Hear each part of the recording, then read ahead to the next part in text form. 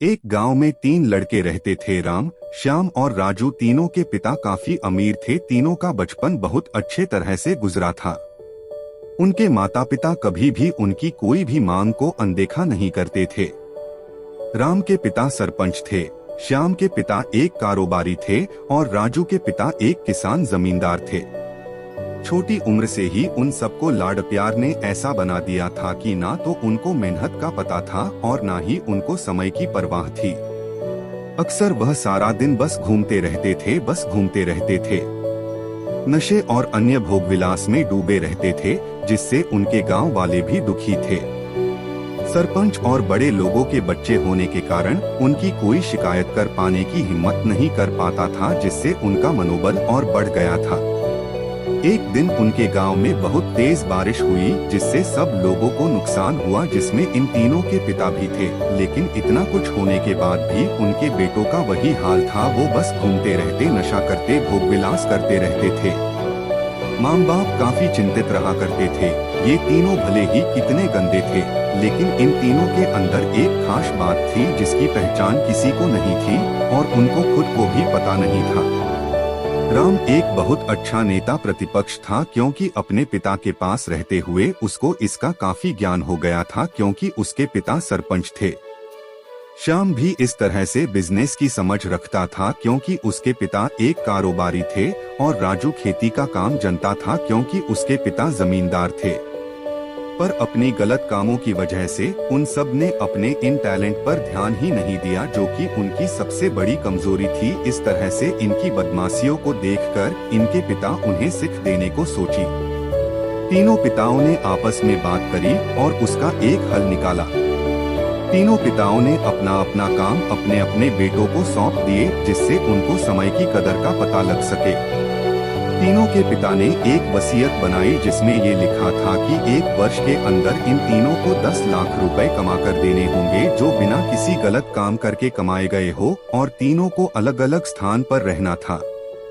इन तीनों को 5-5 लाख रुपए भी दिए गए, ताकि उनको अपना काम स्टार्ट करने में दिक्कत ना हो। पहले तो सब खुश हो गए कि हम आजाद हो गए, हमको पैसे मिल गए, और ऐसा सोच करके इन्होंने फिर से काफी समय मौज मस्ती करने में लगा दिया। इस तरह से 6 महीने बीत गए और इनका काफी सारा नुकसान भी हुआ।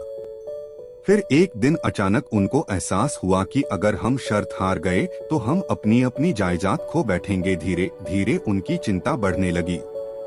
एक दिन वो इसी उधेड़ धुन में एक पार्क में बैठे थे और कुछ डिस्कस कर रहे थे कि उनको एक छोटी सी लड़की मिली। वो फूल बेच रही थी और साथ में पढ़ भी रही थी। तीनों लोग उस लड़की के पास में गए। तभी राम ने लड़की से बोला, बेटी आपकी उम्र क्या है? तो लड़की ने जवाब दिया कि मैं 12 साल की हूँ।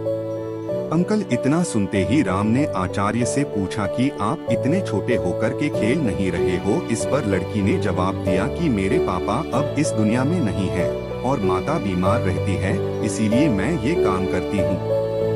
ये सुनकर राम ने अपना पर्स निकाला। उसके पास जो भी पैसे बचे थे वो उस लड़की को देने लगा। उसके बाद लड़की ने बोला, अंकल आप भी फूल ले लो, मुझे बहुत खुशी होगी, क्योंकि मैं अगर आपसे फ्री में पैसे ले लूंगी तो फिर मेरा पढ़ाई में मन नहीं लगेगा, मैं काम चोर बन जाऊंगी, क्योंकि यही समय है जिस समय में अपना भविष्य लिख सकती हूँ। राम ने उस लड़की से सारे फूल ले लिए और तीनों घर लौट आए। उस फूल वाली लड़की का उन तीनों लड़कों पर बहुत गहरा प्रभाव पड़ा। रात भर उन तीनों ने उस बच्ची के बारे में सोचते रहे और उन्हें एहसास हुआ कि वो तीनों कितने गलत थे। तीनों ही दोस्तों को एहसास हुआ कि आज भी उनके पास 6 महीने का समय है अपने पिता के दिए गए काम को पूरा करने का और भविष्य बनाने का। इसी दौरान सब ने सोचा कि अगर बचे हुए समय का सही उपयोग करें तो अभी भी बहुत कुछ किया जा सकता है। इस तरह बाकी दोस्तों ने भी सोचा और दूसरे समय में आकर काम तलाशने लगे। पर उनके शर्त में एक शर्त ये भी थी कि उनको जो भी काम करना है वो अपनी पहचान बताए बिना करेंगे, जिससे ये साफ था कि उनको काम नहीं मिला। और जब काम नहीं मिला तो उन्होंने सोच लिया तो अब वो अगर कुछ भी करेंगे तो अपने गाँव में जाकर ही काम करेंगे। भले ही उनके पिता कुछ भी सोचे, लेकिन फिर भी अपने गांव में जाएंगे और अपने गांव में कुछ नए काम करेंगे, भले ही उनको अपने पिता के वसीयत ना मिले। तीनों लड़के अपने गांव में फिर से आए और अपने अपने पिताओं से जाकर के मिले और उन्होंने अपने अनुभव के बारे में बताया और बोला कि वो आगे से ऐसी गलती नहीं करेंगे और वो उन्हें माफ कर दे। लेकिन पिता तो शर्त पे ही अड़े थे। लड़कों को कोई दया नहीं मिली। तीनों को फिर से दुहक हुआ कि तीनों को अपनी गलती की एहसास होने के बाद भी उनके पिता उनका सपोर्ट नहीं कर रहे हैं और फिर से वो रात भर सोचते रहे कि अब क्या किया जाए। तीनों ने मिलकर एक स्कीम निकाली। राम अपने मित्रों के साथ में मिलकर लोगों की प्रॉब्लम को सुलझाने लगा, जिससे उसको गांव की समस्याओं का ज्ञान हुआ। इसी तरह श्याम भी गांव के विकास के लिए नए नए तरीके सीख गया और राजू को किसानों और बीजों का ज्ञान हो जाने से उसको काफी फायदा हुआ। तीनों ने मिलकर अपने बाकी पैसों को सही ढंग से सही जगह लगाकर गांव को एक नया रूप दे दिया। उनकी कड़ी मेहनत से गांव के लोग क्या, दूसरे शहरों के लोग भी उनकी तारीफ करने लगे। उनका गांव तरक्की करने लगा। नई तकनीकों के कारण हर वर्ग के लोगों से उनका जुड़ाव होने लगा और एक समय आने के बाद उनके पिताओं ने भी उनको माफ कर दिया। इस तरह से दोस्तों, उन तीनों को समय की कीमत का अंदाजा हुआ कि पहले वो कितना समय बर्बाद कर रहे थे, लेकिन जब से उनको समय की कीमत का अंदाजा हुआ तब से उन्होंने समय को बर्बाद नहीं किया और काम करके पैसा कमाया, नाम कमाया और ये सीखा ईमानदारी से जिंदगी कैसे जीते हैं। दोस्तों, कुल मिलाकर कहने का मतलब यही है कि आप सभी समय को बर्बाद ना करें। अगर ये समय आपके हाथ से निकल गया तो कुछ नहीं कर सकते हैं, और हाँ, समय के पास इतना समय नहीं है कि वो आपको दोबारा समय दे।